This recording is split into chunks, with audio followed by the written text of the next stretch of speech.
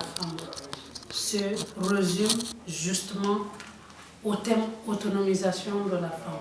Comme si il est évident qu'une femme riche est nécessairement heureuse, qu'une femme riche n'est pas victime de violations ou de violences faites aux femmes ou basées sur le genre. J'ai l'impression que ce thème réduit le problème de la femme et tous les défis qu'elle rencontre au quotidien, surtout lorsqu'il est question des droits de la femme. Les droits de la femme ne se limitent pas à l'autonomisation.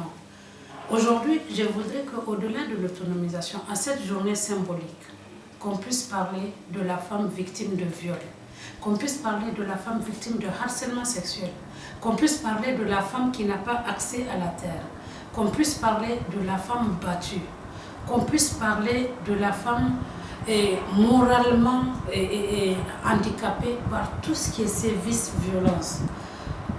Parler uniquement d'autonomisation de la femme, c'est oublier que beaucoup de femmes, c'est oublier le mariage précoce, c'est oublier toutes les inégalités et les insuffisances infligées à la femme en raison de sa condition. J'aimerais qu'en ce jour symbolique, au lieu que nous ne parlions que d'argent, que nous ne parlions que d'économie, qu'on ait aussi un regard sur ces femmes qui n'ont pas forcément besoin d'argent, mais qui ont besoin de respect, qui ont besoin d'équité, qui ont besoin de justice. Combien de femmes pauvres souffrent moins que des femmes qui vivent dans les châteaux?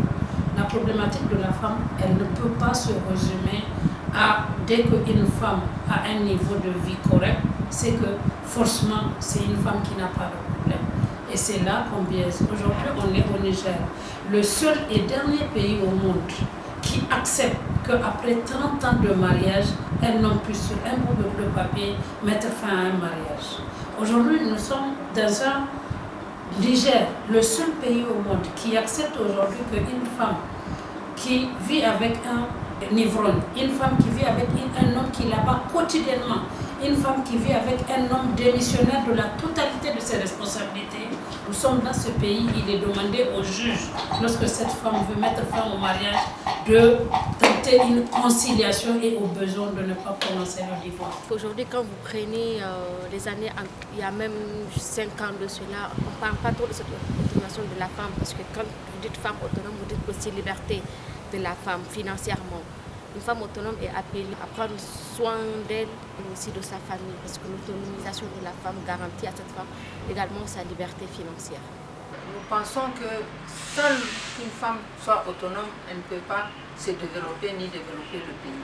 La femme nigérienne, je pense qu'aujourd'hui, elle se bat de plus en plus pour son autonomisation, pour son indépendance, parce que la femme nigérienne a compris qu'il est temps pour elle de se prendre en charge et qu'il est temps pour elle de prendre son destin en main, qu'il est temps pour elle de ne plus tendre la main. Donc les femmes ont plusieurs opportunités. Donc, elles se donnent à des commerces, elles se donnent à beaucoup de tâches qui pourront lui permettre d'avoir au moins quelque chose pour pouvoir se prendre en charge, pour pouvoir vaquer à ses occupations sans être inquiétée, sans pour autant attendre quelque chose de quelqu'un. L'autonomisation de la femme au Niger à une échelle moindre. Malheureusement, les femmes nigériennes ont un faible pouvoir économique, ce qui freine leur autonomisation économique.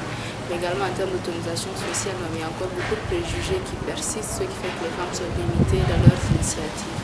Donc pour moi, l'autonomisation de la femme nigérienne n'est pas satisfaisante. Il y a eu plusieurs années de campagne qui ont été menées, mais jusque-là, le changement n'est pas flagrant. Il y a beaucoup à faire dans le sens de l'autonomisation de la femme nigérienne. Si on parle de l'autonomie économique, si elles ne sont pas nombreuses les femmes, le reste, elles sont en train de se battre chaque jour.